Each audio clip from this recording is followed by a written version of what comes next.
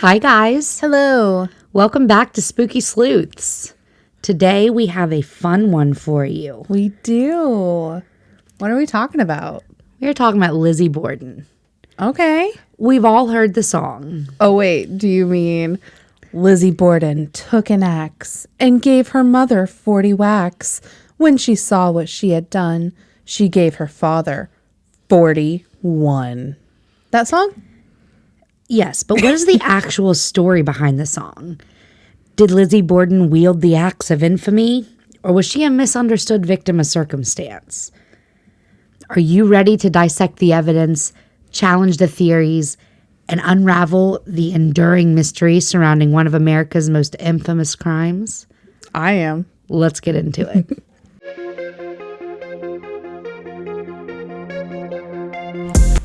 I'm Sammi. And I'm Nicole, and we are Spooky Sleuths.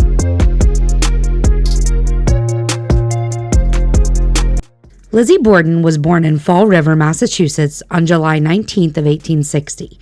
She was born to Andrew Jackson Borden and Sarah Anthony Borden with one older sister named Emma.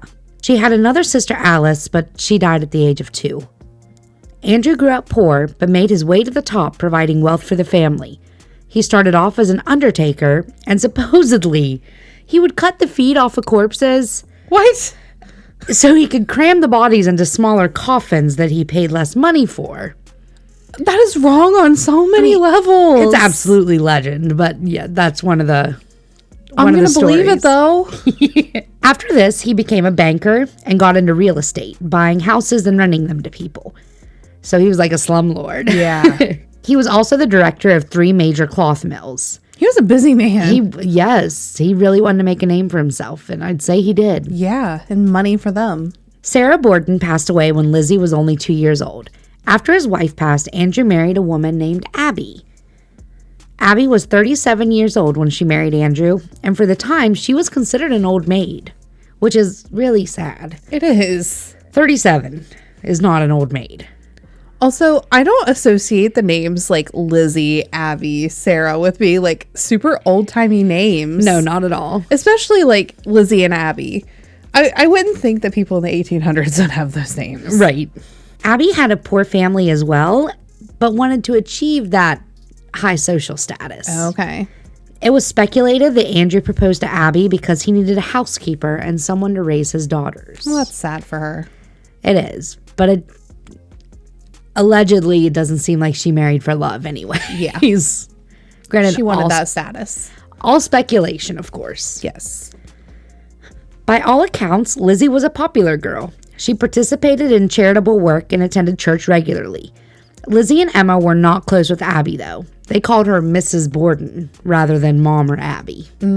See, I have a stepmom, but I don't call her Mom, but I call her by her first name. I don't call her Mrs. our last name. Lizzie, she even refused to eat all meals with Abby. Oh. So there was definitely something there. They were worried that Abby's family wanted their father's money, so they were often at odds. Lizzie and Emma helped their father manage his rental properties. Sometime in 1887, Andrew had purchased half of Abby's half-sister's home and transferred it into Abby's name. Oh. So this is why the Borden girls were a little concerned. Yeah. Lizzie and Emma were not happy about this and felt that the home should have been transferred into their name. His daughters were also gold diggers. They wanted the money. Yeah, they absolutely were. Many think this incident is what fueled Lizzie's hatred for the stepmother, although it could have been seen more as a resentment rather than hatred. Right. I could see where that would cause some issues. Yes. If I was just after my dad's money, but right. On the morning of August 4th, 1892, Andrew left the home to go to work like he always did. The family maid, Bridget Sullivan, who they called Maggie, was home alone with Lizzie and Abby. Emma was away visiting a friend in another town. Abby came down and had breakfast and asked Maggie to clean the inside and outside of the windows that day. It's important to note that Lizzie and Emma's maternal uncle, John Morse, was visiting from out of town, but he had already left for the day to visit friends across town. Do you think if you tell someone, like, a secret riddle that it's Morse code? Bruh.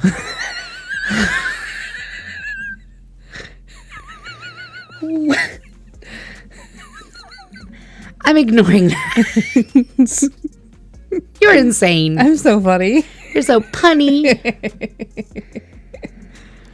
Lizzie came down shortly after Abby had breakfast and had herself a hearty molasses cookie for breakfast. Gross. She was preparing to do some ironing that morning while Abby was doing chores and Maggie was cleaning the outside windows. Maggie told Lizzie there was no need to lock the doors because she was just right outside and would be coming in. Mm-hmm. But if she wanted to, she could, and Maggie would get water from the barn in the backyard. Lizzie didn't lock the side door of the house. The family regularly kept the doors completely locked in the house. They had an incident about a year prior to this where someone broke in and robbed the family. That makes sense. I was going to say I wouldn't expect in the 1800s for people to keep their doors locked like we do now, but, well, I guess, most people do now. But back then, I really didn't think that there was a need to lock your doors. Yeah, I'm not sure if they even had a need to lock the doors because it was suspected that it was Lizzie that did it. Okay. Well, she probably had a key. Because after some time, Andrew just stopped the investigation. Okay. Only his and Abby's belongings had been taken, and people around town were using streetcar passes that did not belong to them, claiming that Lizzie had given them out. Oh, okay. Around the time that Maggie was working on the windows, Abby had gone upstairs to finish cleaning the guest bedroom as John Morse was staying in there. After finishing the windows, Maggie went inside to rest. Andrew, Abby, and Maggie were all feeling ill and had been vomiting for some time, so Maggie needed a rest. Around 11 a.m., Maggie heard Lizzie yelling that her father was dead, stating, "Maggie, come down quick, father's dead. Somebody came in and killed him." Okay. Maggie ran to a neighbor to call the police. The police arrived and began to collect evidence of an intruder. Meanwhile, one of the Borden's neighbors came over to be with Lizzie. This neighbor, Adelaide Churchill, went upstairs to look for a fabric of some kind for Lizzie when she and Maggie found the body of Abby.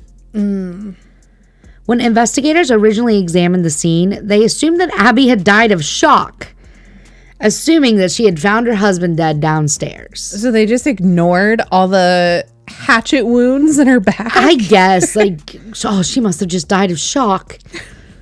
So she made it all the way upstairs and then died of shock? Right. And she hatcheted her own back? Yes, that's exactly what happened. Upon further investigation, they concluded that Abby actually died first. See, her body was cold while Andrew's body was still warm. Okay. Investigators believe that Andrew died at least 90 minutes after his wife. Oh, wow. So she was up there for a while. Yes, and nobody had been upstairs. Both bodies had been struck with an axe several times.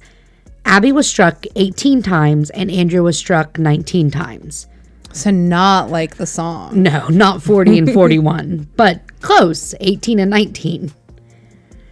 Both bodies were horribly mutilated.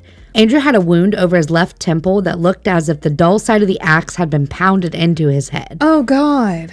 His left eye was dug out, and he had a cut down his nose. At first, they did not know if they were struck with an axe or a candlestick holder or some other object. It was originally reported that a tall man struck Abby from behind.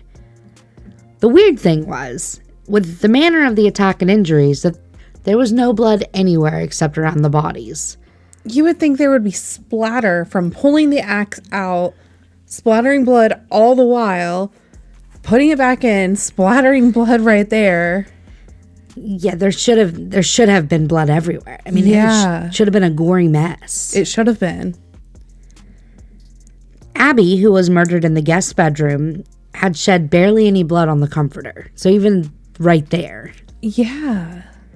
They did find the head of an axe that had been recently broken off the handle. However, they could figure that out. Yeah, how do you age a break like that? I don't know. Even today. It seems odd to me. Yeah. The blade was 3.5 inches, and all the injuries were between 2.5 to 4 inches, so police believe they had found their murder weapon. Right.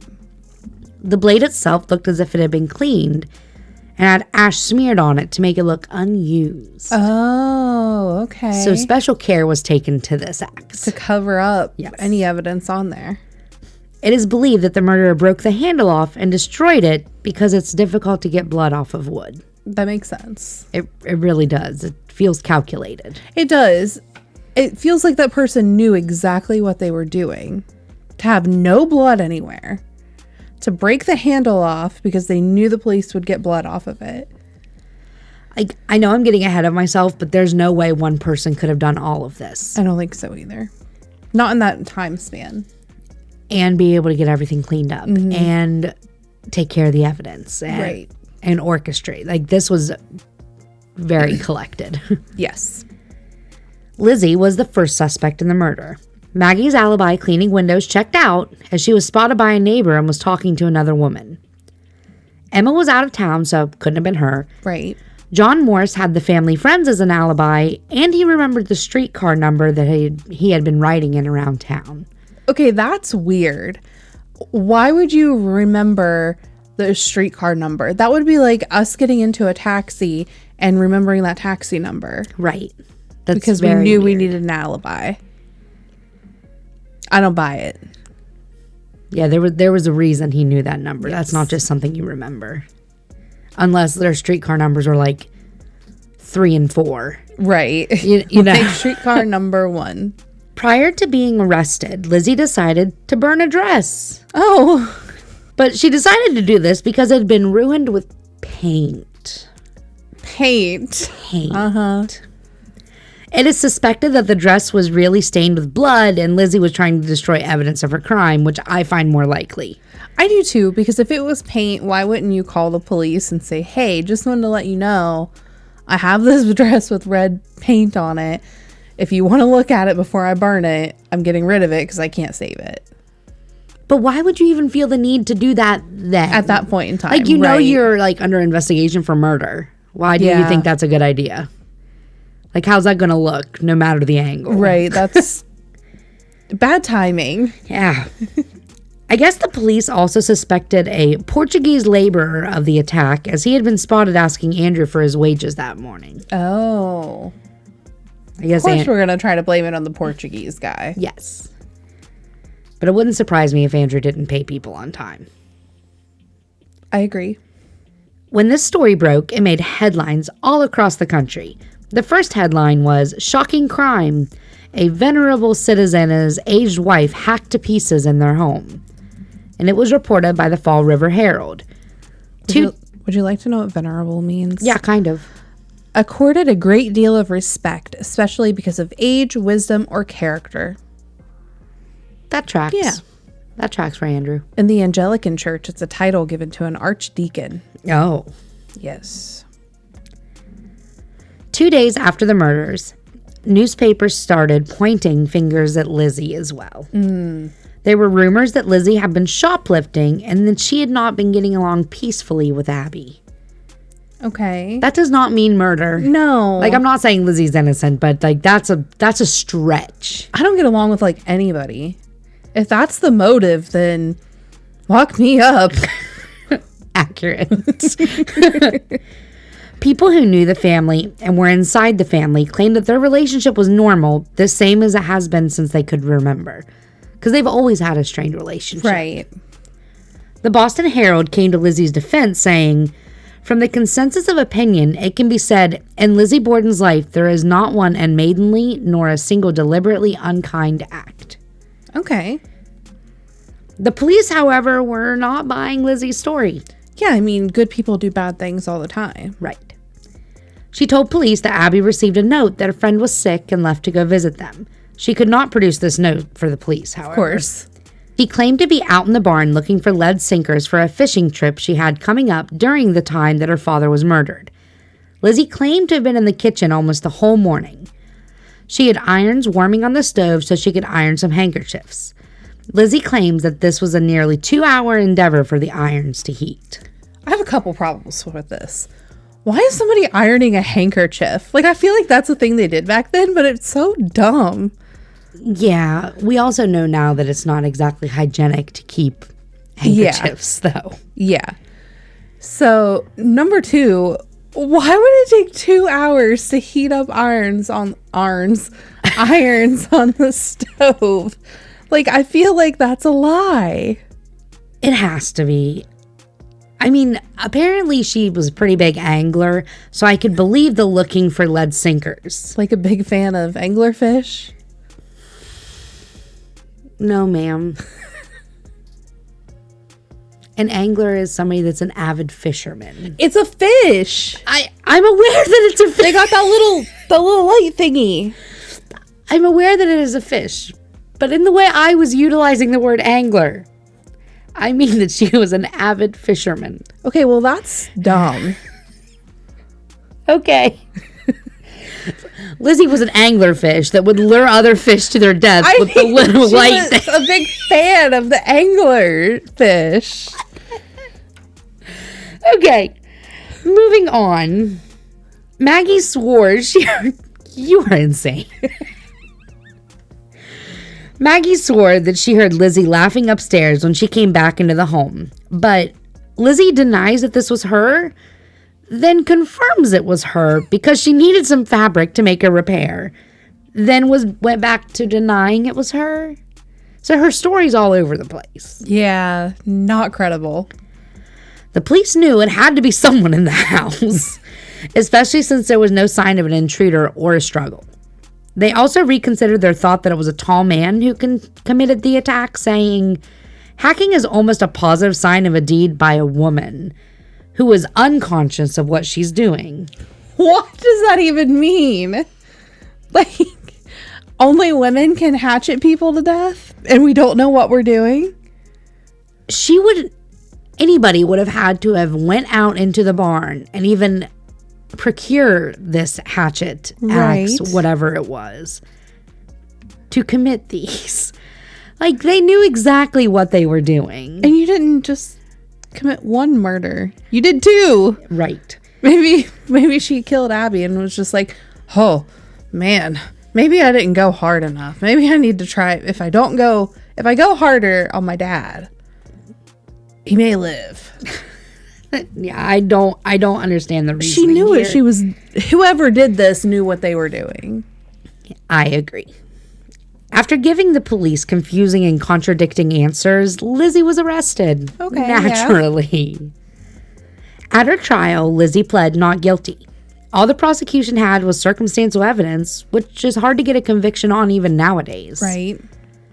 Although they had the murder weapon, the blade was clean, and they didn't have any forensic testing. It was still very, very new at this time. Fingerprinting was in the beginning stages of use, so the Fall Rivers police didn't utilize that technology. Yeah. The trial, I didn't even know fingerprinting was a thing at that point in time. I didn't either. Like, it's no impressive. Clue.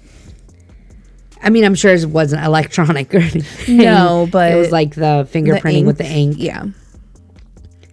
This trial was basically the trial of the 19th century. Reporters came from across the country to be in the courtroom and break the story in their local markets. Lizzie did not take the stand during her trial, but she did faint when the prosecution brought out the skulls of her deceased parents. Their skulls! Listen, if I wasn't as creepy as I am, I would have fainted too. Absolutely. Of course you would not have fainted. You would have been like, can I take that home? I would love to. I've seen a human skull before. You have. I would like to see. Anyway. What is happening? If something happens to me, it was Sammi. Well, I'm just saying, like, a normal person would faint if someone brought out the skulls of their parents, especially as mutilated as they were. Yeah. Ugh. But the prosecution's circumstantial evidence was not enough to get a conviction, and Lizzie was acquitted. Lizzie and Emma inherited their father's estate, which is about $10 million in today's money. Oh. They moved to the fancy part of town on the hill and lived a lavish life, exactly what they wanted. Lizzie changed her name to Elizabeth. Lizzie made the headlines again 5 years after her parents' murder for supposedly shoplifting. She was never tried for this, but it was talked about. Mm-hmm. The sisters had a falling out when Lizzie began hanging out with an actress named Nance O'Neill. Emma moved out and the sisters never spoke again. Okay. Some believe that Lizzie and Nance were lovers, and back in that time, that wasn't acceptable. That's not okay. Yeah, even your own family didn't accept you for it. Exactly. So, I mean, that kind of makes sense. It does. Life for Lizzie was not easy, though. She was constantly being pranked by local kids. They would even throw eggs at her house. She eventually just lived alone in her huge house with her dogs, where she would remain until her death in 1927. So if she really is innocent, that's really sad. It is. But if she's not innocent, it's still really sad, but on a whole different scale. Oddly enough, Emma passed just 9 days after Lizzie. Oh, that is really weird. And they're both buried in the Oak Grove Cemetery next to their parents. Okay, I see Emma being buried next to the parents. But if Lizzie is supposedly the one that murdered them, why would she be buried next to her parents? Yeah, that's bad juju. It does not seem like a good Can you imagine when the zombie apocalypse happens and they both pop up? Oh my gosh. I feel like you're like really waiting for this zombie apocalypse. I feel like it's like the second time you've mentioned it. We've been watching the new Walking Dead with Rick and Michonne. Oh, okay. Well, this is all the basics of the story, but there's a lot of controversy around the case. People seem to be split on whether they think Lizzie is innocent or guilty. I am. The first point to this case is that Andrew Borden had a lot of enemies. Mm-hmm. He was a very frugal man. He didn't even have electricity in his home, despite being one of the wealthiest in town. He did have plumbing, though. Good.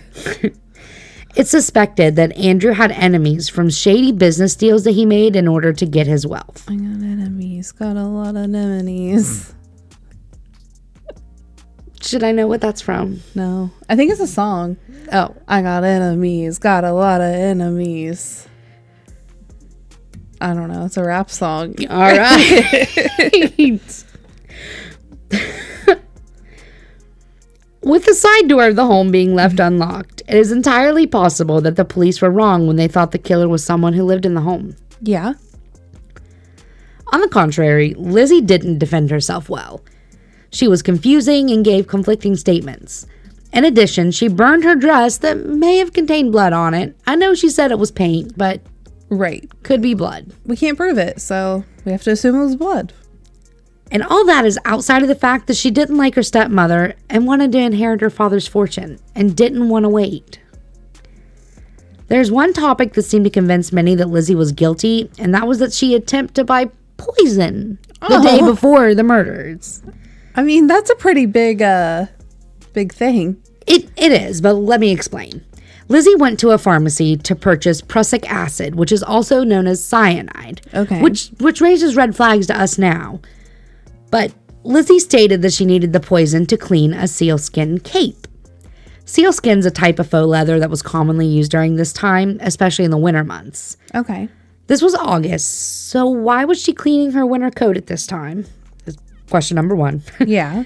But it's also believed that in that time period that prussic acid would help people stop from vomiting. Okay. So Lizzie may have also been planning on using that because Andrew, Abby, and Maggie had all been sick and vomiting. I mean, yeah, it does help your vomiting because it kills you. I mean, we know that now. But, I mean, maybe Lizzie was trying to purchase it to help them feel better. 2 other people are thought to have been connected to the murders. The first is John Morse, Lizzie's uncle. Well, maybe he should have talked about it in Morse code. Sammy. Well, if this would have all been done in Morse code, nobody would have known about it. While he has an alibi for the murders, it isn't a tight alibi. It is possible that he didn't stay long at his friend's house or even went there at all, and they covered for him. Yeah. The doctor that originally arrived to the scene, Dr. Bowen, is also suspected of helping Lizzie with the murders. Okay. It's thought that the two were having an affair. Dr. Bowen attended church with Lizzie occasionally, but it wasn't his church. Like, that's not his home church. And he wouldn't take his wife with him. Okay. He also claimed that Abby died of shock rather than observing the hatchet cuts on her back. That is red flag number 1 for me, that he did it. Like, did he just walk up and see, like, her laying there? Oh, okay. Or shock. he knew what had been done and thought he could just cover it up. He's like, I don't even need to go upstairs. It was shock. Yeah. Could he have been involved? I think yes, he could have been. I don't think Lizzie committed the murders, at least not alone. I do believe she was involved. Yeah. She had to have help, though.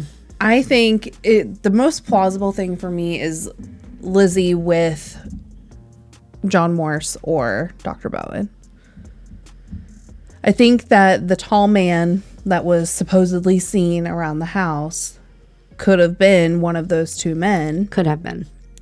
And what if Dr. Bowen and Lizzie wanted to kill Lizzie's parents because they wanted to inherit the money and run off and start a new life together if they were having an affair?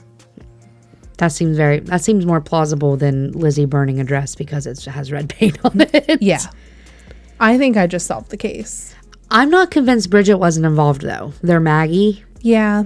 Because she's got a pretty good alibi. She was cleaning windows, aka keeping watch. Yeah. Because she went upstairs to take a nap, and you're going to tell me you didn't see Abby on the ground? Right. Or hear her. I'm sure she screamed. She would have had to have. You didn't hear her screaming while you were outside? Yeah, I think she may have been paid off to keep quiet, but I don't think she's innocent in this. Right. It may be one of those, like, I'm just the housekeeper. I'm not paying attention to it. Right. You know? What do you guys think? Let us know in the comments down below. Yeah. I want to share just a little bit of information about the Borden house. It's kind of spooky. Okay. It has now turned into a bed and breakfast that you can stay in. Like, it's on my bucket list. I want to go here.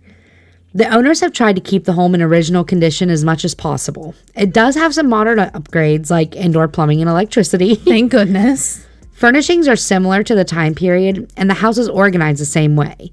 They even display murder memorabilia from the murders. Sold. People investigate the Borden house. There was a lot of trauma associated with the home, so it's no wonder it's haunted. Right. The home was actually named number 2 on the list of the 10 best haunted hotels worldwide. Oh, that's pretty cool. The most common experiences in the home are doors opening and closing by themselves and a phantom floral scent. Investigators believe it's not just Abby and Andrew Borden haunting the home, but the spirits of 2 children as well. The house next door to the Borden home was also the scene of a brutal murder of 2 children by their mother. Oh, that's really sad. And that occurred before the Borden murders. Okay. Some also say Lizzie haunts the home as well, which makes sense if you think residual hauntings, because that was her childhood home and the home to the traumatic deaths of her parents, whether she was involved or not. It was still probably the most traumatic thing that ever happened to her. Absolutely. It's unclear if Lizzie is there, though, because some others say she haunts the home she dies in. Maybe there's a portal and she goes back and forth. Maybe. Or, again, it could be residual versus active. It's hard to tell. Some guests have reported that Andrew likes to mess with them when they stay in his room to sleep. The rumor is if you leave money on the dresser, he will leave you alone for the night. So if you decide to stay in Andrew Borden's room and don't want to be messed with, leave him a tip. Take some singles with you. Dollar make you holla. Sammy. What? Bro. Other guests and investigators report physical touches, phantom noises, phantom footsteps, children laughing, and some even report seeing a face in the wall in the basement. I would love to go to the Borden house, so maybe we'll eventually head to Massachusetts and talk to Lizzie. That would be and really Andrew and great. Abby. And there's a descendant of Lizzie Borden that is a paranormal investigator too. You can find him on YouTube, but Yeah, he's pretty neat too. All right, guys. Well, that's it. Let us know what you think down below. If you are listening on YouTube, make sure that you like, comment, subscribe. If you're listening via podcast, make sure you give our channel a rate. We're trying to get more people to be able to see and listen to us. yeah, wherever you're listening, make sure you follow so that way you're always updated with new episodes. Feel free to share with your friends and family. If you are watching on YouTube and you made it to the end, drop us a stabby thing emoji. Wink, wink. And make sure that you Follow us over on TikTok and Instagram. We post there regularly, and we're going to be starting to post more on YouTube here soon, more regularly. Yes. So make sure you stay tuned for that. And if you're watching over on YouTube, don't forget to smash that like button, guys. And on that note, stay spooky, friends.